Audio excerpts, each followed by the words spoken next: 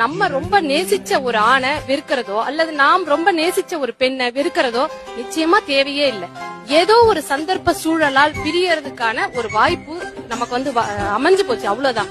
அந்த புரிதலுக்கு வரும்போது இந்த பலமே பலவீனமாக மாற விபத்தை நம்ம தடுக்கலாம். நீ அவ்வளவு அழகான பெண்ணு அப்படின்னு சொன்ன வாயே நீ உன்னைய மாதிரி ஒரு ராட்சசி இருப்பாளா அப்படின்னு சொல்ற இடத்துக்கு நம்ம தயவு செய்து போவேணாம். சரி பிடிக்கலையா, சரிப்பா கொஞ்ச காலம் நம்ம பிரிஞ்சிருப்போம், இல்ல மொத்தமா தான் பிரிக்கணும் அப்படின்னு நினைச்சிருந்தா பிரிஞ்சிடலாம். நம்மள கொண்டாடினாங்கல்ல அந்த நாட்களை நினைச்சோம்னா அது ஒரு யானை பலம் அப்படின்னு சொல்லலாம். ஏன்னா ஒரு ஆணையோ ஒரு பெண்ணையோ அந்த காதல் நேரத்துல கொண்டாடின வார்த்தைகள் இருக்குல்ல, அது வாழ்க்கை முழுக்க நம்மள உயிர்ப்போட வச்சிருக்கும். நம்ம யாரு, நம்மளுடைய ஆளுமை என்ன அப்படின்றத நம்ம புரிஞ்சுக்கிட்ட நேரமே அதுதான்.